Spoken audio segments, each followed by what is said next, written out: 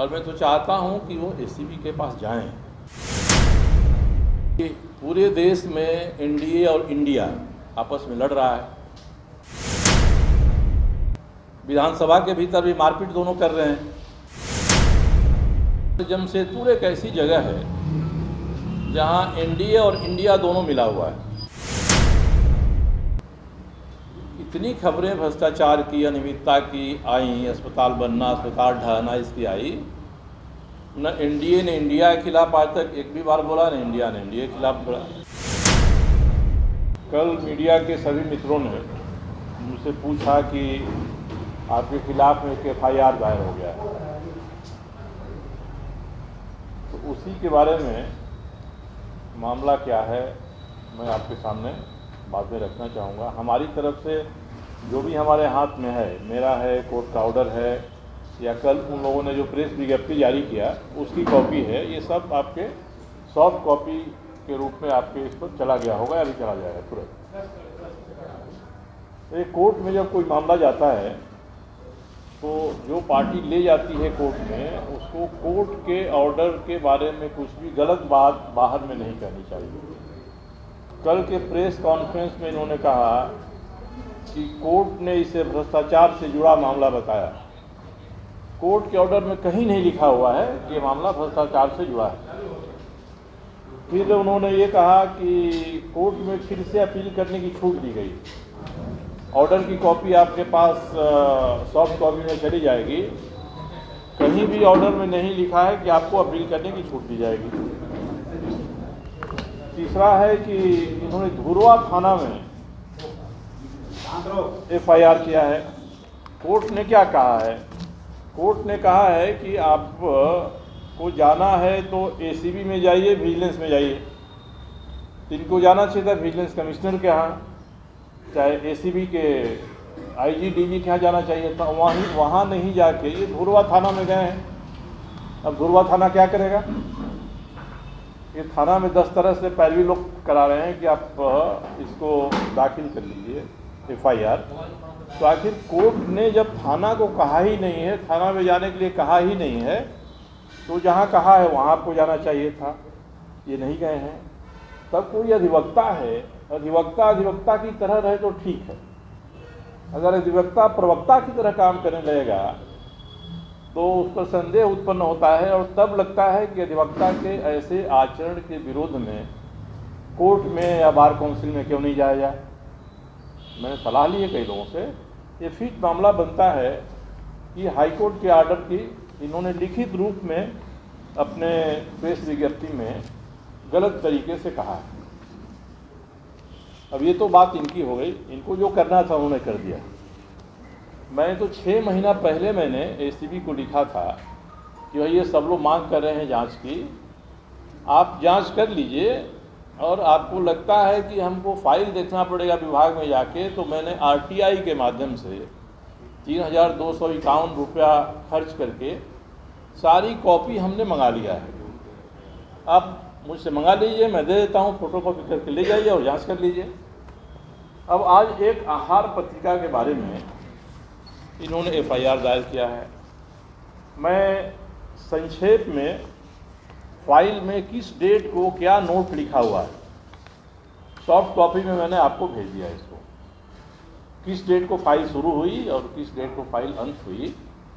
पत्राचार तो इतना मोटा है, मगर जो इनका फाइल की एक कॉपी है मैंने मंगाया है, इस फाइल की कॉपी को मैं उसके हिसाब से किस डेट को क्या नोट हुआ है फाइल में, ये मैंने संक्षेप में आपको दे दिया है, ताकि आप देख लीजिए पूरा फाइल।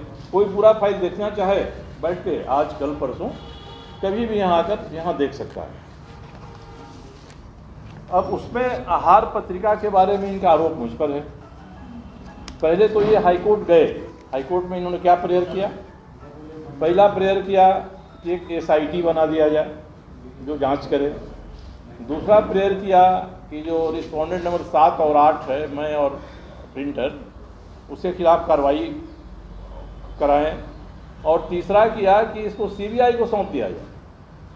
ये कोर्ट का उनका जो पिटीशन है, वो पिटीशन मैंने निकलवाया है। इस पिटीशन में इन्होंने यही मांग किया है, 3 मांग किया है। तो कोर्ट ने तो 3 में से इनके किसी एक मांग को नहीं माना, खारिज कर दिया और कहा कि आपको शौक है तो हम लिबर्टी देते हैं साहब, आप चले जाइए, FIR कर दीजिए। तो जहाँ जाना चाहिए वहाँ ये गए नहीं हैं, चले गए डोरंडा थाना में। अब इसके बाद मैं बता देता हूँ कि फाइल में क्या है संक्षेप में।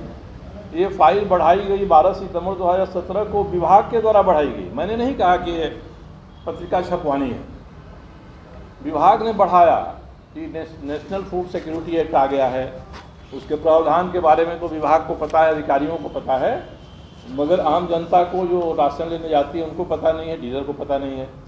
तो विभाग का प्रस्ताव था कि एक हम लोग बुलेटिन छपवाएं, और क्योंकि नया है, हर महीने इसमें परिवर्तन हो रहा है, तो एक हम लोग बुलेटिन छपवाएं। ये विभाग ने 12 सितंबर को किया। विभागीय सचिव ने 10 दिन के बाद इस पर टिप्पणी लिखा और मैं मंत्री था, मेरे सामने उपस्थापित किया। टिप्पणी में उन्होंने लिखा है कि इसके लिए विशेषज्ञ की सेवा प्रकाशक, PRD और गवर्नमेंट डिपार्टमेंट के द्वारा अप्रूव रेट पर प्राप्त की जाए, ये लिखा है सचिव ने। तो सचिव के इस टिप्पणी को मैंने अप्रूव कर दिया और उसको अभी दे दिया है। कहते हैं कि आनंद कुमार जी हिंदुस्तान अखबार के जमशेदपुर एडिशन के संपादक रहे हैं, काफ़ी दिनों तक पत्रकार किए रहे हैं, उस समय हमारे PS में थे। तो ये सचिव ने लिखा कि प्रकाशक चाहिए, संपादक चाहिए। तो मैंने यही कहा कि हमारे पास अनुभवी व्यक्ति हैं, अवैतनिक काम करेंगे बिना वेतन के, और जो चाहिए वो काम करेंगे, तो विभाग का पैसा इससे बचेगा। इस तरह से वो नियुक्त किए गए।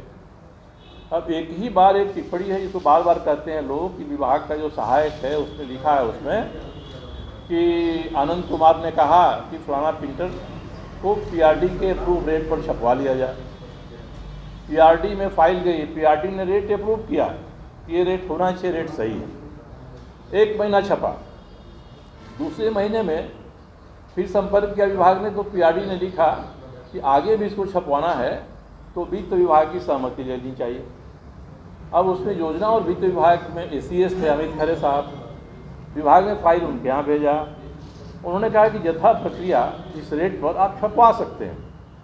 फिर 1 महीना और छपा, तीसरा महीना आया, सचिव बदल गए, सचिव अमिताभ कौशल्या गए। उन्होंने मुझसे कहा कि बेहतर है कि अब इसको हम लोग टेंडर कर दें। उन्होंने टेंडर का प्रारूप बनाया, टेंडर हुआ, और सचिव ने ही आदेश दिया है कि जब तक टेंडर फाइनल नहीं होता है तब तक जो पिछले वाला आदमी है प्रिंटर वही छापता रहेगा, और टेंडर फाइनल हो जाएगा। टेंडर में जो रेट आएगा, अगर वह रेट जो अभी छाप रहा है उस रेट से अधिक है तब तो कोई बात नहीं है। अगर उस रेट से L1 का रेट कम आ जाता है तो जितना कम आया है उतना पिछले वाले के बिल में से काट के उसको पेमेंट किया जाएगा। ये फाइल में रखा, सचिव ने इसको लिखा, मैंने इसको अप्रूव किया। जब टेंडर हुआ तो 20-21 पैसा रेट कम आया। एक बुलेटिन में 10 रुपया 66 पैसा PRD का अप्रूव रेट था और 10 रुपया 45 पैसा टेंडर में L1 आया, उसी का आया। ये लोग कहते हैं कि टेंडर में मैनेज किया गया। टेंडर में भाग लेने वालों का नाम भी हमने आपके यहाँ भेज दिया सॉफ्ट कॉपी में। सेतु प्रिंटर्स है, नेशनल प्रिंटर्स हैं, ऐसे ऐसे लोगों ने भाग लिया इसमें। कोई ये कमज़ोर लोग तो नहीं है। ये PRD के बजट हो गया, विभागों की उपलब्धियाँ होगी, ये सब चीज़ यही सब छापते हैं 3-4, कोई टेंडर नहीं होता इसमें। तो मुख्यमंत्री इस विभाग के मंत्री हैं जिस विभाग ने रेट अप्रूव किया। फाइनेंस विभाग के भी मंत्री मुख्यमंत्री ही थे, फाइनेंस ने रेट अप्रूव किया।